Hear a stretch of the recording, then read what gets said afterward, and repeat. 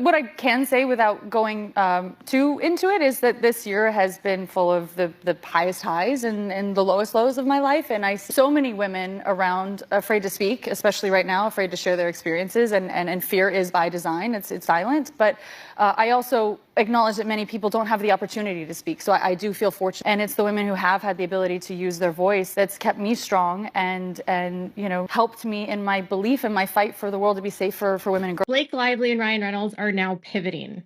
And I have already decided that everything about this legal case is a pivot. It's a pivot from one excuse to another, from one theory to another, and one way to every single step of the way not take responsibility for their own mistakes and instead play the victim. And this pivot was made clear in a new oppositional filing to Perez Hilton's motion for a protective order. Now, Perez was seeking judicial intervention, asking the court for a protective order and telling the court that Blake Lively shouldn't be able to subpoena anyone again without judicial notice and getting leave from the court. And he stated that it was because she had served all of these different subpoenas that were overbroad and intimidation and harassment and all of these things. And unlike other people that had filed motions for protective orders, the judge granted this into the docket and he gave Blake until yesterday to respond. And Perez did a whole reading of his document, so I'm not going to read all of it. And to be clear, Perez denies all of the accusations they make about him in this document. In this document, they basically claim that he's working as a paid shill for them and that his job for Wayfair is to seed content for them and to manipulate, and he's being paid or he's not being paid, whatever, whether indirectly or directly. She's trying to claim there's a contract here that exists between Perez and Wayfair, and he's doing their work for them by manipulating social media by spreading defamatory stories about her.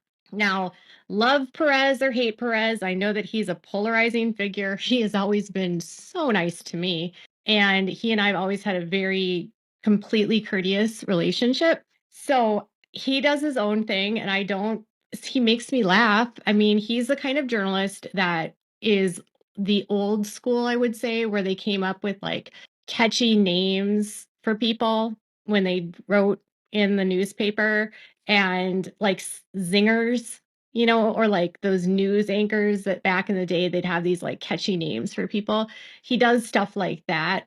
And he does a mix on his videos of keeping things like, you know, to the report and then adding his own commentary and then also his opinions and keeping it entertaining, which is literally something we all have to maintain. Like, you guys come to our channels not only for our reporting, but because we're supposed to be trying to entertain you a little bit.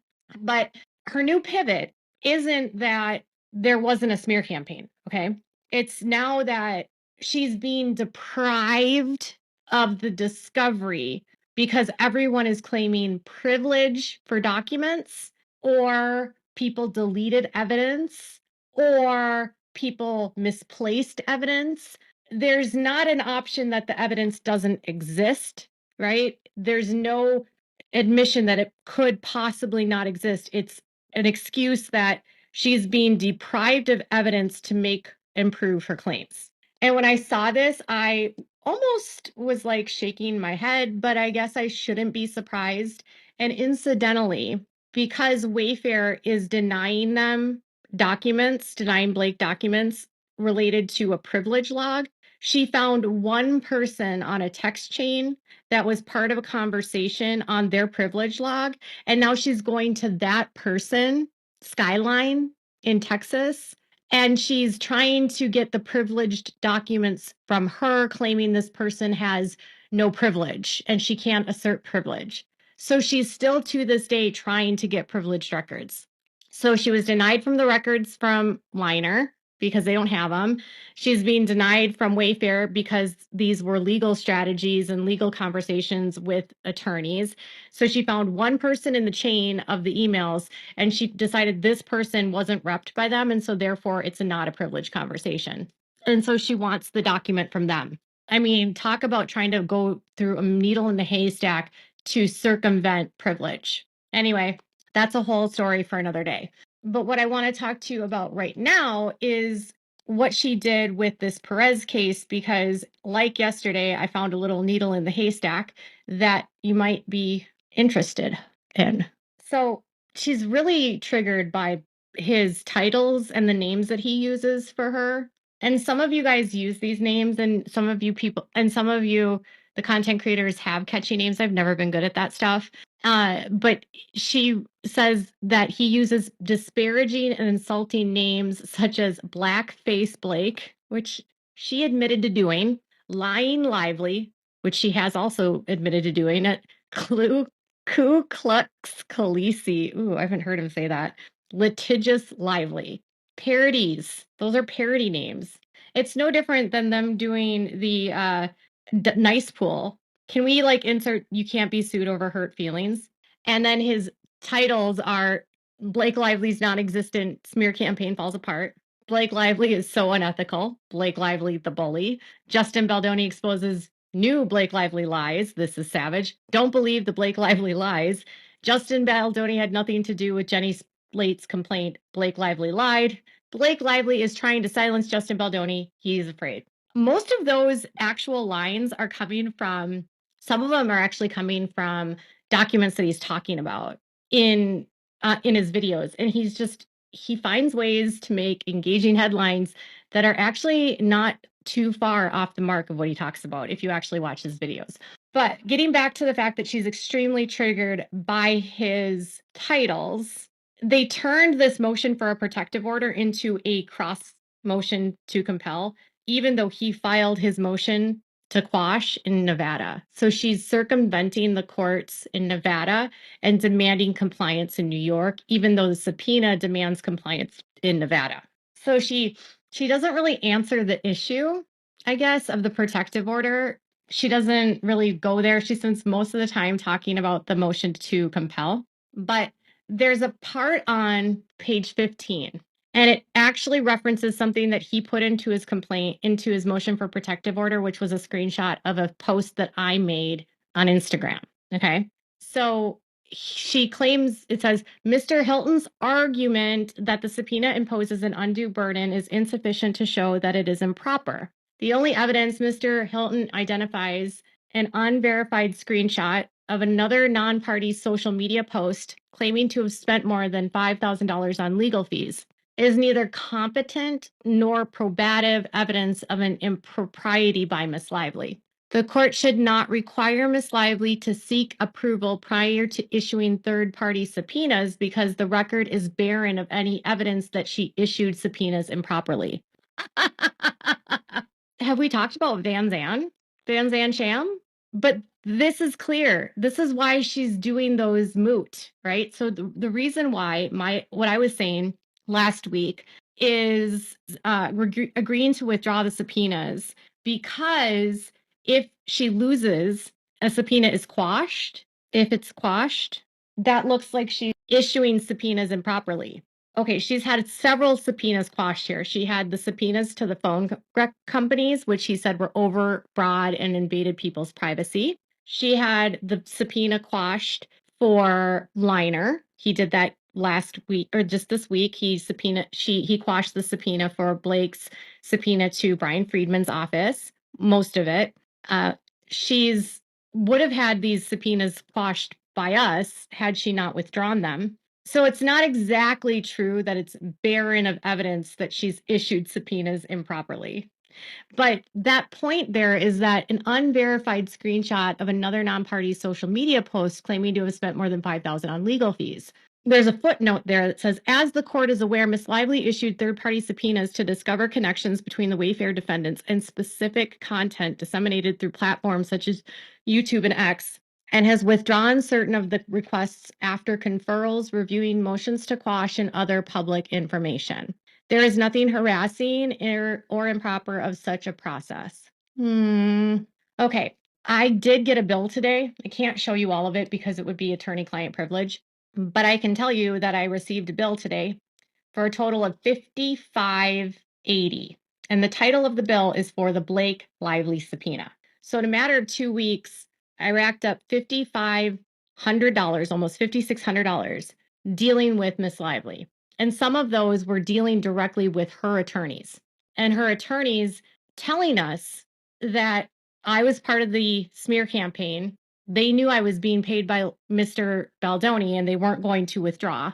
That was like the first conversation. And then turning into, as people started putting things on the docket about us not being connected, and my legal team saying, no, no, no, no, she hasn't been paid by anyone. She has nothing to give you. No offerings here. She's not being paid by anyone. She is a independent journalist. And then suddenly they withdrew it. But during that time, they never identified a single post, a single statement I made. Like generally, for the most part, and I've had this happen in the past, if you get a cease and desist or a subpoena or you're sued, they will tie it to specific statements that you made. Okay. She didn't do that here. We asked her for a specific video I made, a date of the video, a date of the post, a date of the statement that was said, anything. And what her evidence was that somehow it was tied to Wayfair, and she really didn't have anything. And then she agreed to quash or withdraw the subpoena, but then was like, well, we need you to confirm that you don't have any anonymous sources that reached out to you. And those anonymous people are, you're disseminating information for them. Like some untraceable person that I can't find, like it's Watergate. And he's calling me through a can and a string from the attic. They live in a movie constantly, I think, but it's not unverified. I don't put out things on my social media that I can't back up. And if I do, I correct it. But I actually ended up spending more than $55. That was just one bill. My other bill I paid 2 weeks ago is $3,300. So in total, I spent almost $10,000 on the 2 weeks there of Blake Lively harassing me. Okay, regardless, I want to get to the part now where she does lie about him a lot. She tries to get around privilege, just like she went with trying to get around privilege with Brian Friedman and saying that Brian Friedman was a PR agent. Now she's saying that Perez Hilton is actually not a journalist. He's an influencer, and that he was identified on a list by tag. And they're using their definition, the definition they came up with, not the definition that is an actual definition of what a content creator is. But they're claiming that he's an influencer. He's not a journalist, but they are also saying that he is seeding, generating, creating, or influencing content. And he's doing so digital or social media services directly or indirectly at the request of or on behalf of any Wayfair party or their agents or affiliates. That's the problem with their definition of what a content creator is, because that's not what a content creator is. That's probably what they think content creators are, because it's probably what they do. They probably provide information to people and have them seed it out there that way. They have Leslie Sloan, who loves to plant and seed and generate crap about their friends and plant stories about Blake that are positive. And the reason they claim that he's not an independent journalist is because he doesn't reach out to her side for comment. Here's the problem with people like Blake, who has a huge team around her and who works in the world of celebrity. Creators and independent journalists like me could send a request for a comment to her PR, but most of us don't know how to get in touch with Leslie Sloan. And when speaking on and reporting on public records and court records in matters of public interest and that are on a public court document in a federal court, ethically speaking, the journalist does not have to speak to either side. And so he can go to the docket like me, right? And he, like me, can pull up a docket, right? Go to Pacer or go to Court Listener, however you get it, and you can read the court record. And you can summarize it and put it out to the public and report on it and share your insight, or, do some further research. But legally speaking, you do not have to speak to a public figure when they are involved in a court case. It might be beneficial It could be maybe more balanced or comprehensive, but most celebrities are not going to comment on their public lawsuits.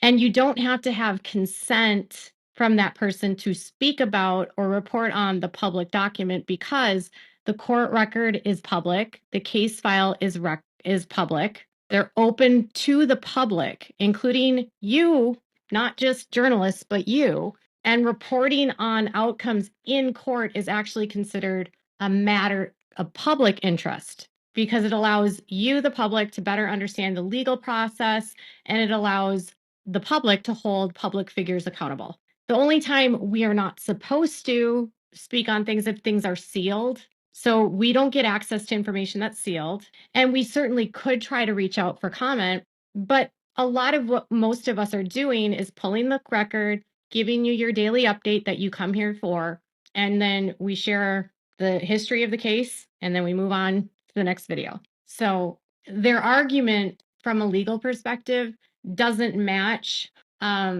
what's the actual practice in journalism. And here in journalism, you're not supposed to cause more harm to a subject. So you're supposed to minimize harm, right? But when with public figures, it's completely different. So technically speaking, any public record is public, right? So if I wanted to report on some random person who lives down the street from me and just start pulling their public records, I could, but they're not a public figure. So that could actually technically be viewed maybe as an invasion of privacy to the extent that you're unmasking someone who's not who's private and then you're making them public. But in a case of this, where she's a public figure and she goes to a court and files a public record, which is a court document, and then takes that public record to the New York Times and spends weeks working with them to publish a document and to publish a story that goes on their front page, and then gets mad if Wayfair speaks to a journalist, it's kind of hypocritical, right? Because sure, Megan reached out to them, but she gave them like 2 seconds to respond. And then Megan, what did she fall back on? One of the times arguments to the court was, well, technically, when it comes to public records, we don't have to ask for comment from anyone. And they're not lying. They don't. But in this case, they relied heavily on